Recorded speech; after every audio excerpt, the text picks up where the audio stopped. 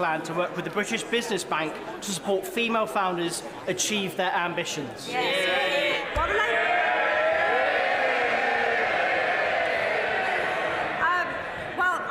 The Labour Party are once again late to the party because the Conservative government are already delivering on this. We set up the High Growth Task Force, getting more women into setting up their businesses, but high growth businesses, and to end the disparity in venture capital, where for every pound that's given, 89p currently goes to men's businesses and only a penny to women.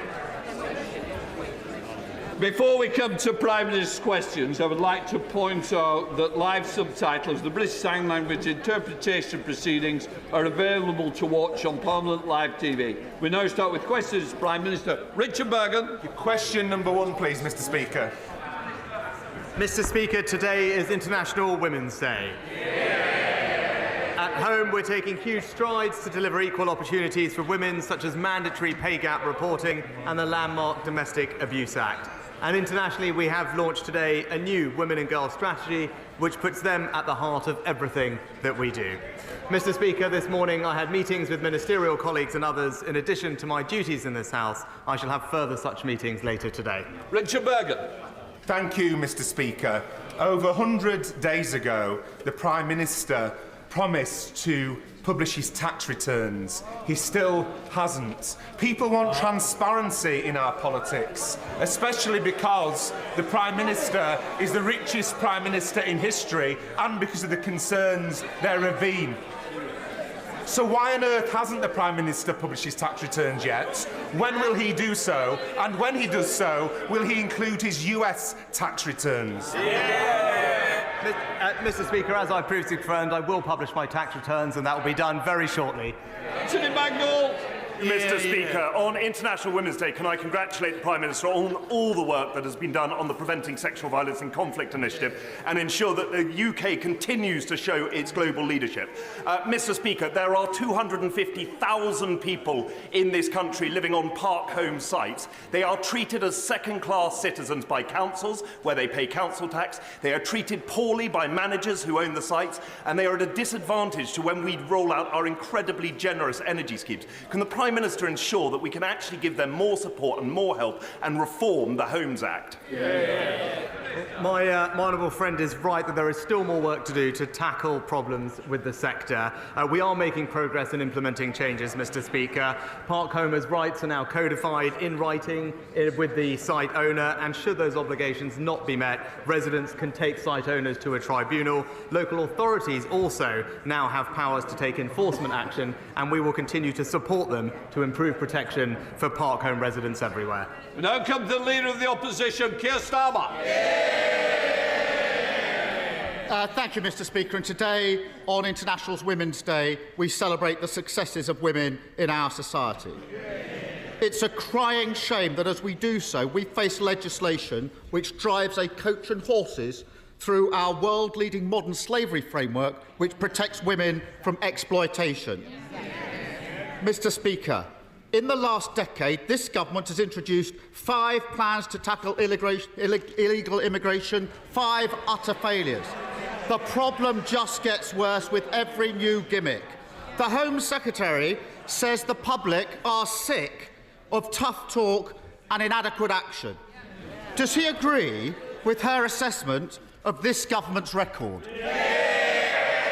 Well, Mr. Speaker, what the honourable gentleman fails to recognise that there is a global migration problem.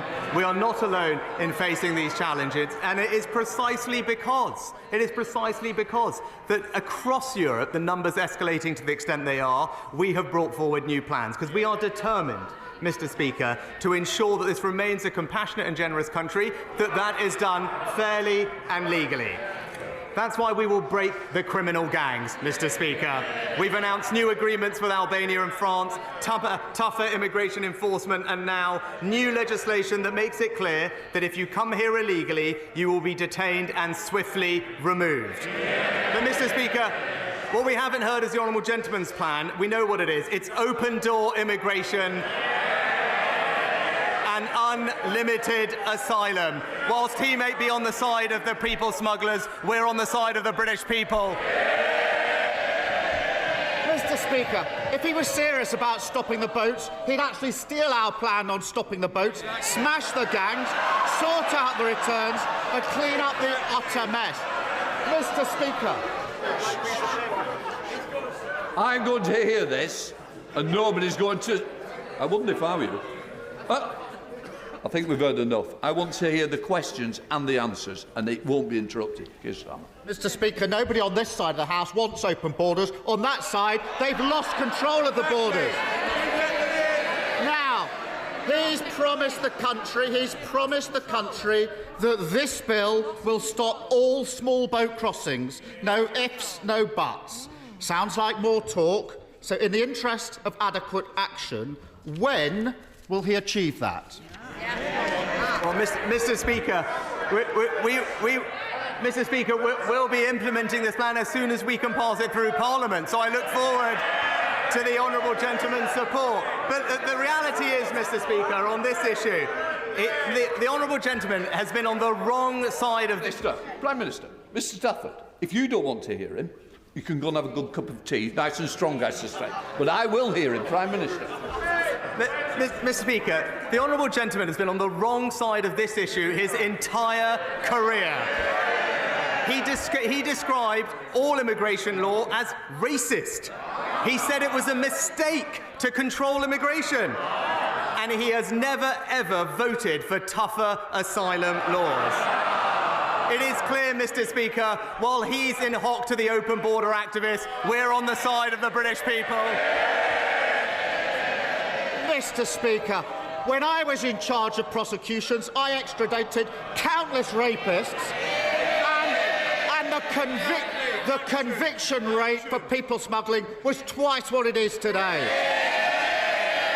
I voted against his legislation last time because I said it wouldn't work. Since it became law, the numbers have gone up. He's proved me right. He should be apologising, not gloating. The Prime Minister says they will detain people who aren't eligible to claim asylum here and then return them. Well, they already tried that under the last legislation. Last year, 18,000 people were deemed ineligible to apply for asylum. That's the easy bit, the talk. But as for the action, Prime Minister, how many of them have actually been returned? Mr. Speaker, as a result of the plans we brought forward, we have almost doubled the number of people returned this year. But he talked about laws. He talked about. I think the front bench needs to be a little quieter because I want to hear, and I don't need you joining in. I'm going to. Our constituents want to hear the importance of Prime Minister's questions, both the questions and the answers. Show our constituents the respect they're due. Come on, Prime Minister. Mr. Speaker, he asked about arrests, he asked about our laws. Actually, when I was in Dover yesterday talking to our law enforcement officials, what did they tell me? Precisely because of the law that the Conservative government passed last year, they have now been able to arrest more than double the number of people they did before. 397 in the last 6 months. But stopping the boats, Mr. Speaker, stopping the boats is not just my priority, it is the people's priority. But his position on this is clear. He wanted to, in his words, scrap the Rwanda deal. He voted against measures to deport foreign criminals, Mr. Speaker, and he even argued against deportation flights. Well, and we know why, because on this matter, he talked about his legal background. He's just another lefty lawyer standing in our way.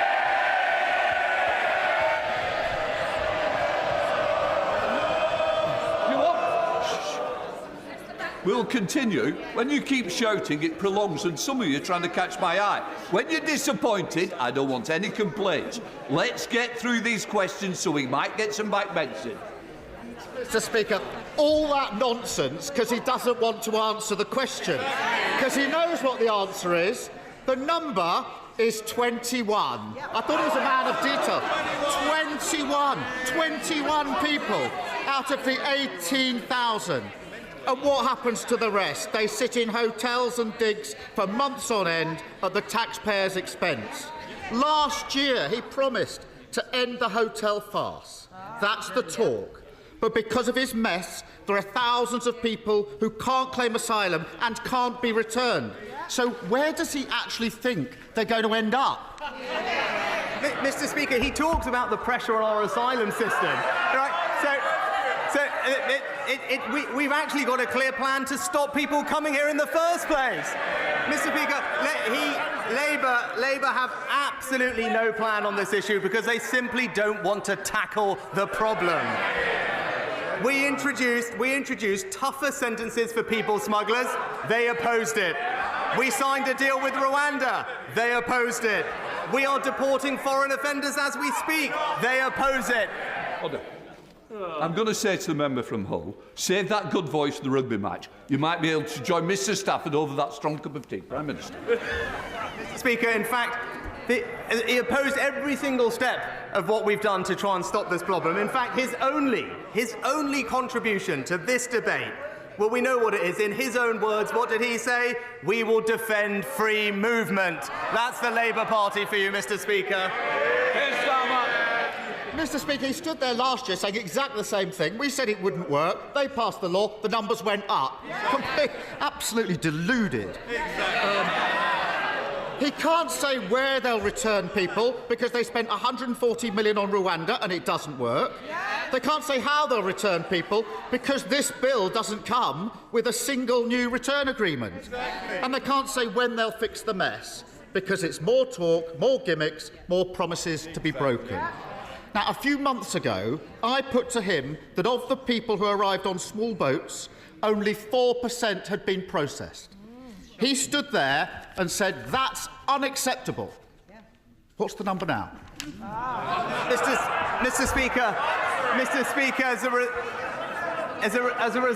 as a result of what we've done, there are now 6,000 fewer people in the caseload of asylum backlog. We're hiring more caseworkers. We're increasing their productivity. And again, he's mistaken when it comes to returns, Mr. Speaker, because we do have returns agreements with India, with Pakistan, with Serbia, with Nigeria, and crucially, now with Albania, where we are returning hundreds of people, Mr. Speaker. But look, our position on this is clear. If you arrive here illegally, you will not be able to claim asylum here. You will not be able to access the modern slavery system, and you will not be able to make spurious human rights claims. That is the right thing to do. But he's going on and on about process, hiding behind process, because he doesn't want to confront the substance. We are the party of fairness, and he represents the party of free movement. I thought he was supposed to be the man of detail. He's gone to all that lengths to avoid the detail. He knows the answer to the question. Less than 1% of those arrived by boats have been processed. He shakes his head. It's the government's own statistic. On his watch, processing of those boat cases has gone from unacceptable, in his words, to almost non-existent. And doesn't that tell you everything you need to know? After 13 years, small boat crossings higher than ever, claims unprocessed, the taxpayer paying for hotel rooms, criminal gangs running all the way laughing to the bank, and an asylum system utterly broken on his watch. This is their 5th Prime Minister, their 6th immigration plan, their 7th Home Secretary, and after all this time, all they offer is the same old gimmicks and empty promises. Now, I don't agree with the Home Secretary on very much, but when she says that the Tories are all talk and no action, she's spot on, isn't she? Mr. Speaker. Prime Minister. Mr. Speaker. Illegal immigration enforcement, up. The amount of people processing claims, up. The backlog is down. The number of returns agreements is up. Hundreds of people returned to Albania, and now new laws to detain and deter illegal migrants. It's clear what we stand for, Mr. Speaker. We're doing what's right. We are acting with compassion. We are acting with fairness. And we are acting to respect the laws and borders of our country. We are delivering what we said, and it's crystal clear here listening to this, Mr. Speaker, that it's going to be the Conservatives and only the Conservatives that stop the boat.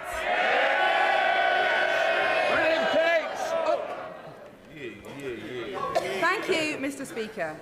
Graphic lessons on oral sex, how to choke your partner safely, and 72 genders. This is what passes for relationships and sex education in British schools.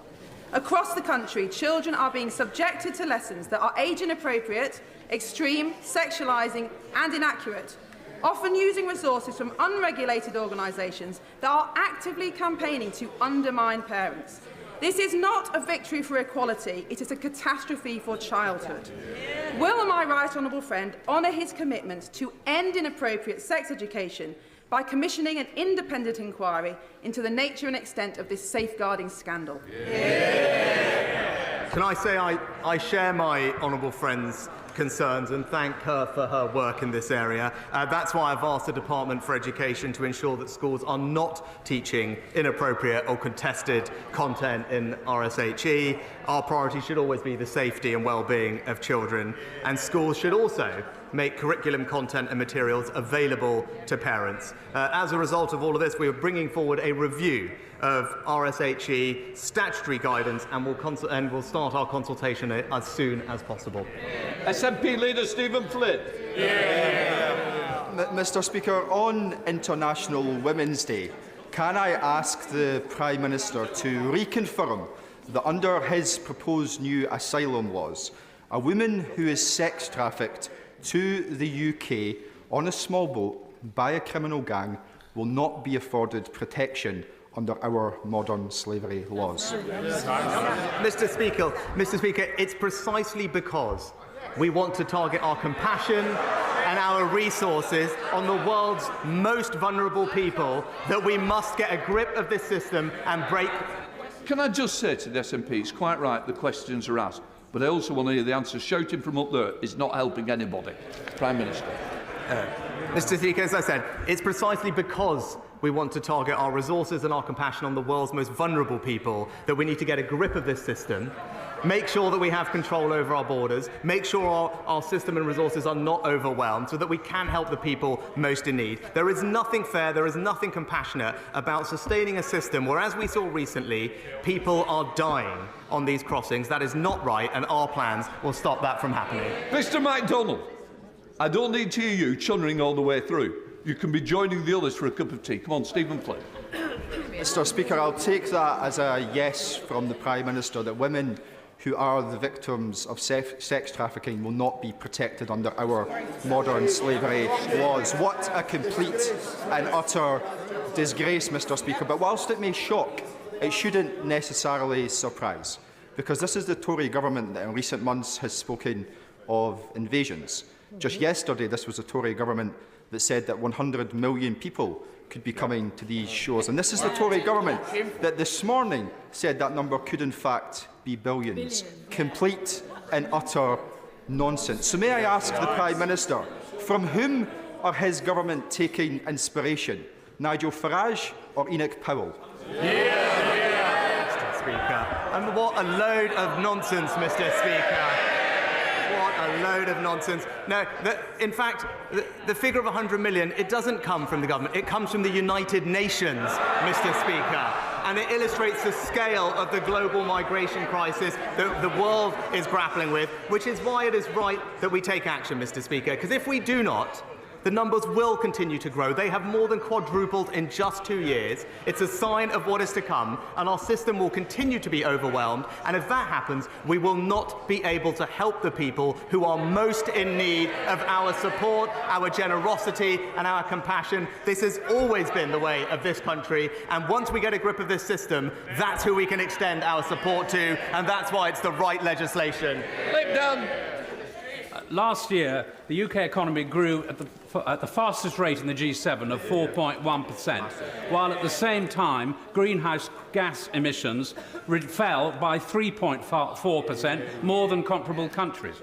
To maintain this momentum ahead of the net zero strategy refresh, will he encourage my right honourable friend, the Chancellor, to use his budget statement next week to stimulate investment in renewable energy projects by renewable energy companies, both offshore and onshore, to improve our energy security, reduce reliance on more expensive fossil fuels and ultimately reduce bills for households? Mr. Speaker, I'm proud of our commitment to scaling up renewable energy sources. Renewables make up now nearly 40% of our electricity supply, a fourfold increase since 2011. My honourable friend will know that I cannot and will not preempt budget decisions, but he is a powerful champion for the environment in this House, and I've no doubt that he'll make his views known to the Chancellor. Ed Davey. Join in the tributes on International Women's Day and pay a special tribute to the women in this House, past and present, who helped shape the future of our country. Mr. Speaker, when Jean rang 999, she was told she would have to wait at least 8 hours for an ambulance. So she got in her car and drove herself to Eastbourne District General Hospital. She paid for parking and made it to the entrance of A&E, where she collapsed. Jean died an hour later. Mr. Speaker, no one should lose their mother or grandmother like that. So will the Prime Minister apologise to Jean's family and to all those who've lost loved ones due to the government's appalling ambulance delays?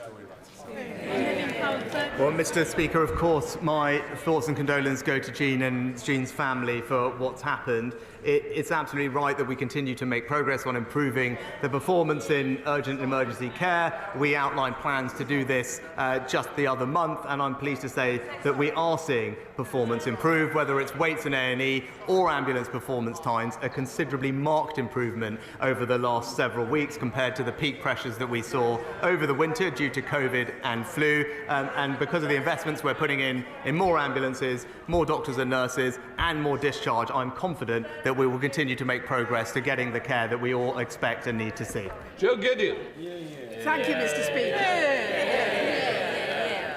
Since its release earlier this year, the heartwarming and inspiring story of Dave Fishwith's journey to set up a community bank has quickly risen to be one of Netflix's top films. Last week in the Chamber, I called for more initiatives, such as the Bank of Dave, to support local communities across the UK. Does the Prime Minister agree with me that financial inclusion is an essential part of levelling up opportunities in our communities? And will he meet with me and Dave to discuss how we can replicate his success story in other areas such as Stoke-on-Trent? Well, Mr. Speaker, community-focused banks and non-bank lenders like the Burnley Savings and Loans have a vital role to play in ensuring that everyone can access affordable credit. That's why we've made it quicker and easier for new banks to enter the market, and the new bank startup unit was created several years ago, and now 30 new banks have been authorised. I will ensure that my honourable friend gets the meeting with the Exchequer Secretary to discuss this issue further. Kevin Brennan. Thank you, Mr. Speaker. BBC Radio 4's You and Yours have exposed queue-jumping online touts who've been buying up Eurovision tickets and putting them on sale for thousands of pounds on dodgy sites like Viagogo. In this year, when we are hosting Eurovision on behalf of war-ravaged Ukraine, this latest example of rampant rip-off culture in Tory Britain is particularly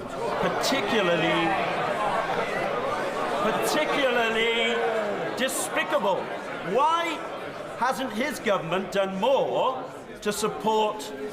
Why hasn't his government done more to support genuine fans over the rip-off merchants, the spivs, and the ticket touts? Well, Mr. Speaker, actually, we will continue. We have put in place measures to combat ticket touting. I'm happy to look at the documentary that he mentioned and make sure that we're doing everything we can do, and I'll talk to the Home Secretary about it. But more generally, it is a source of enormous pride for us to host Eurovision. I know it's something that everyone is looking forward to, and we should ensure that there is the broadest possible access to seeing that, and we'll do everything we can to make sure that that happens. David Davis.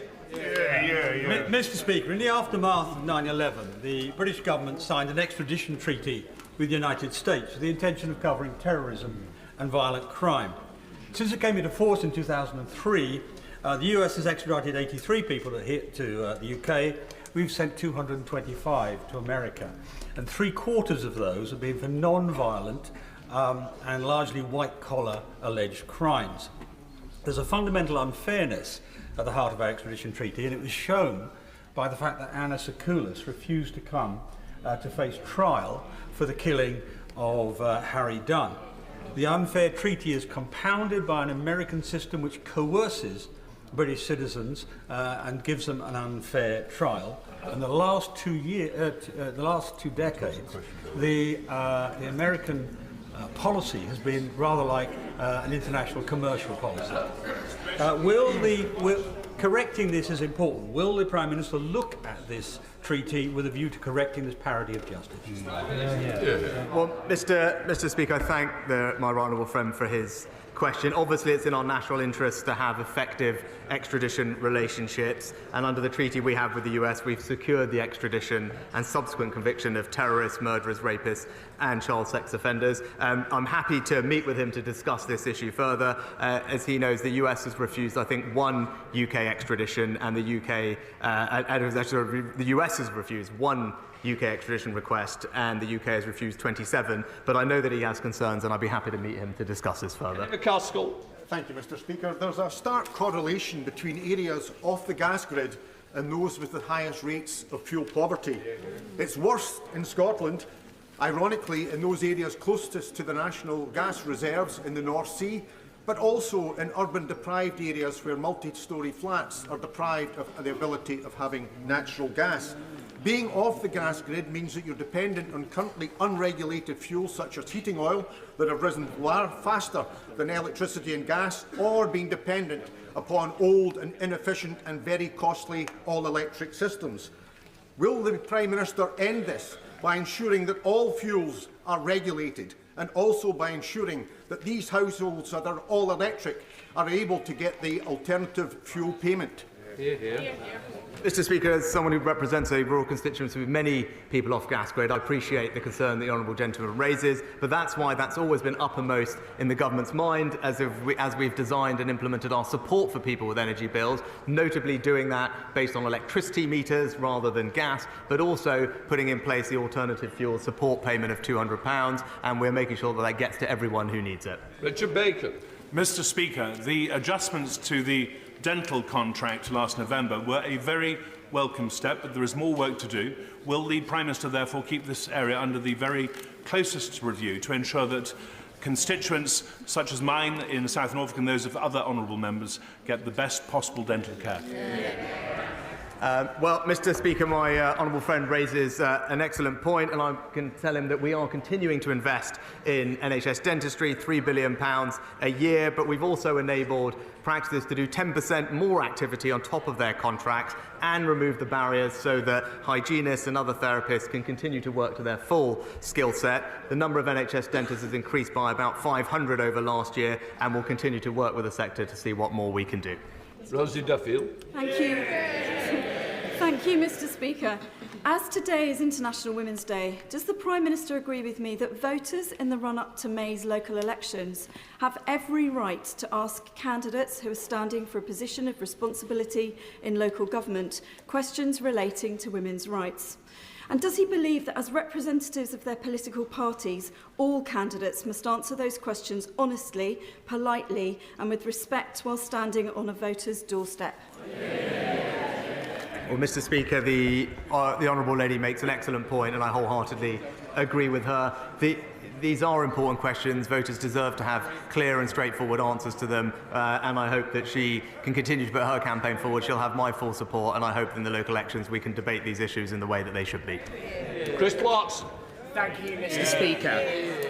Last weekend I had the pleasure of being auctioned off for the Conservative Women's Organisation. No returns. On this International Women's Day, will my right honourable friend join me in paying tribute to the excellent work the CWO do to get more women, Conservative women into politics, and pay tribute to all the remarkable women who support us in the work we do, especially because she's in the gallery, my mum.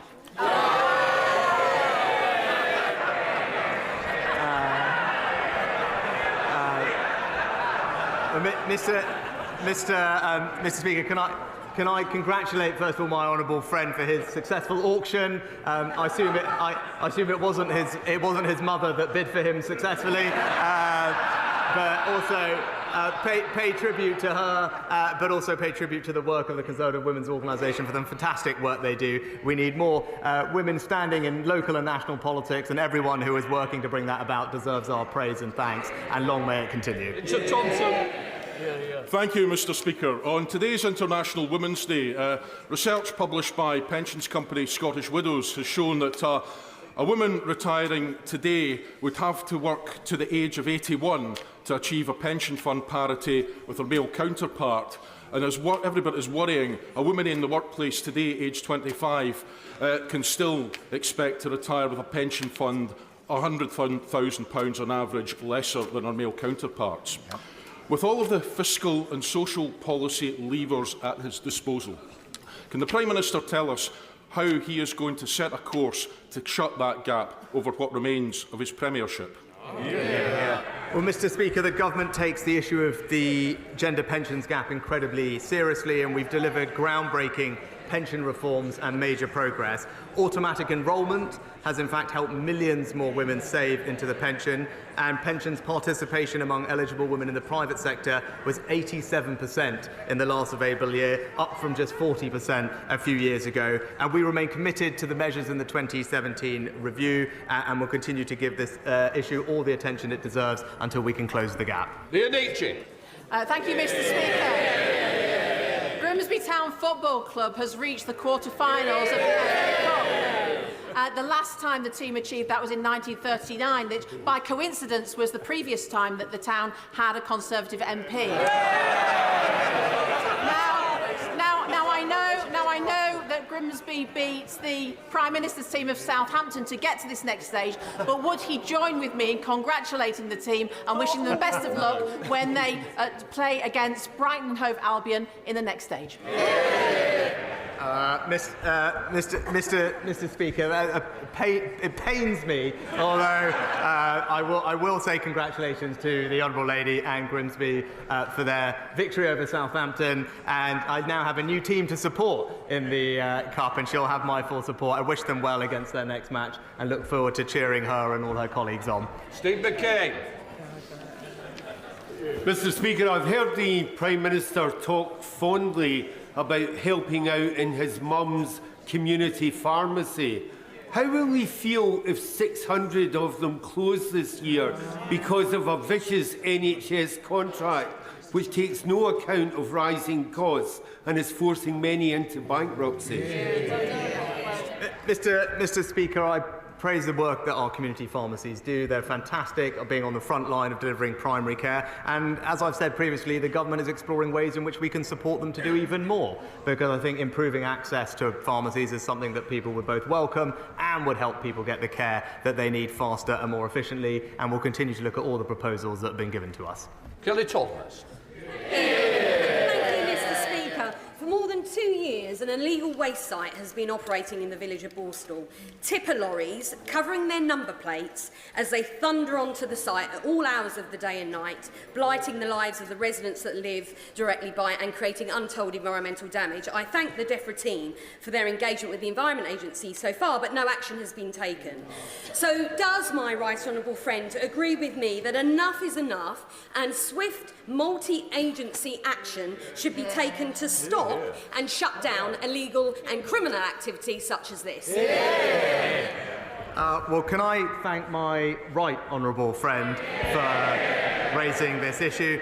The government is committed to tackling waste crime, and the Joint Unit for Waste Crime brings together agencies in the way that she described. I am aware she's met the local Environment Agency director about this particular issue, but I will also ensure that she gets a meeting with the relevant minister to discuss this further. Matt Rodder. Thank you, Mr Speaker. Mr Speaker, my constituent Ollie Stevens was just 13 years old when he was stabbed and brutally murdered in a local park just yards from his home. The two boys who attacked him had shared dozens of pictures of knives online before the attack. So could the Prime Minister explain to me why the government's removed measures to tackle this sort of dreadful online content from the Online Safety Bill? Well, Mr Speaker, I'm very sorry to hear about the case that the honourable gentleman raises. My thoughts are with Ollie's family. He's absolutely right that we should do everything we can to tackle the scourge of knife crime, and that's why, for instance, this government brought forward new powers to improve the police's use of stop and search, which has made a major difference, and actually violent crime is now down considerably over the past few years. The Online Safety Bill also goes further than any other country has gone to make sure that we are protecting children online. I'm happy to look at the specific issue that he mentions, but it's been praised by the Children's Commissioner and others for being a groundbreaking law that will do wonders to improve children's safety. Daniel Cutchins. Thank you very much, Mr. Speaker. The Secretary of State for DEFRA will be visiting Shrewsbury at the end of this month at my invitation, and she will hear the tremendous progress to date from the River Severn Partnership and the Environment Agency that we are working to try to find a holistic solution to managing Britain's longest river, the River Severn. We are now experiencing flooding in Shrewsbury on an annual basis, with tremendous economic damage as a result. Will he take an interest, please, and secure additional funding for DEFRA so that we can finally tame these rivers and protect our communities from annual flooding? This is an issue that my honourable friend has raised before, and he's right to do so. The government has doubled flooding, double investment in flood defences over this Parliament to £5.2 billion. I know the DEFRA Secretary will have her visit, we'll talk to him and his communities, and I look forward to hearing back from her after that. Gerald Jones.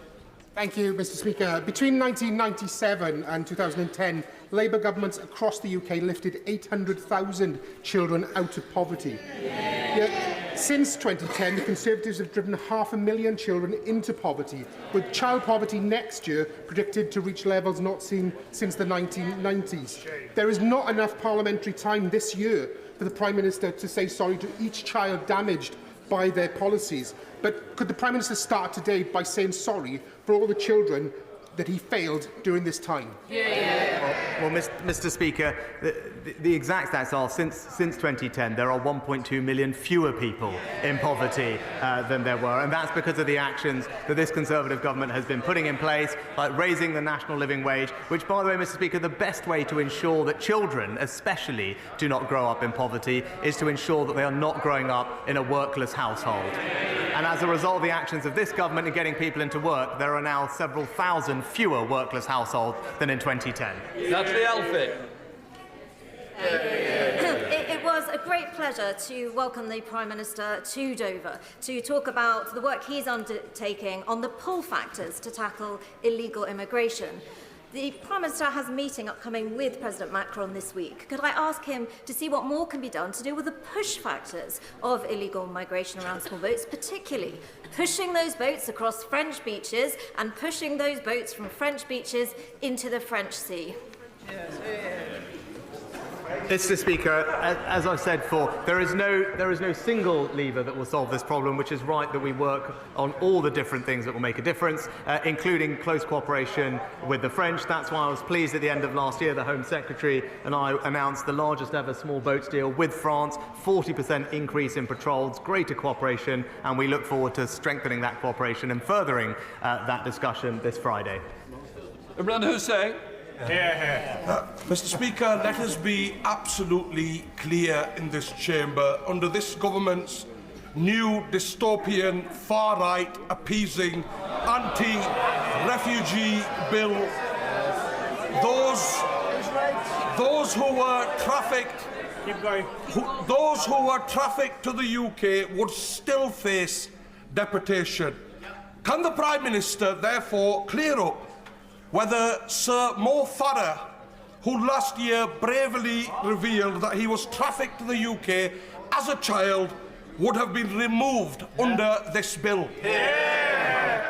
Mr. Speaker, it's precisely because that we do want to help the world's most vulnerable people that we've got to stop our system being exploited and overwhelmed by illegal migrants who are being trafficked here by criminal gangs. There is nothing compassionate, there is nothing fair about supporting that system continuing, and that's why our new laws are the right way to deal with this, and I hope that he can see that and support them. Thank you, Mr. Speaker. This morning on International Women's Day, I joined some of the amazing young women at Our Lady of Lourdes School in Leigh-on-Sea to take part in the FA's Let Girls Play Football. Does my right honourable friend agree that sport, and football in particular, is a brilliant way to empower young women? And would he visit Southend and celebrate some of our aspiring lionesses? Well, Mr. Speaker, my honourable friend makes an excellent point. I wholeheartedly agree with her. Hopefully I can come and visit her. She's right about the power of sport to both engage young women but also to inspire others. I'm looking forward to seeing the Lionesses later today, and the government is pleased to announce today more funding and more support for sport in schools, which I hope she will warmly welcome. Final question, Tahir Ali. Mr. Speaker, on International Women's Day, it is vital we talk about women in Indian-occupied Kashmir being subjected to rape, domestic abuse, kidnapping, forced marriage and torture by the Prime Minister Modi's extremist BJP-led government. Does the Prime Minister agree with me that the BJP government have exploited women through gender-based violence, and does he agree that the UK government should be standing in solidarity with Kashmiri women? Speaker, this government has a proud record of standing up for women and girls across the world. We have led the way in preventing sexual violence in conflict, and we're taking a lead on ensuring tens of millions of girls receive the high-quality education that they deserve in some of the poorest parts of the world. And just today, we have announced a new women and girls strategy from the Foreign Office and back that up with £200 million more to support women's health around the world, and that continues our leadership on this issue, which will remain the case. Just let the chamber clear.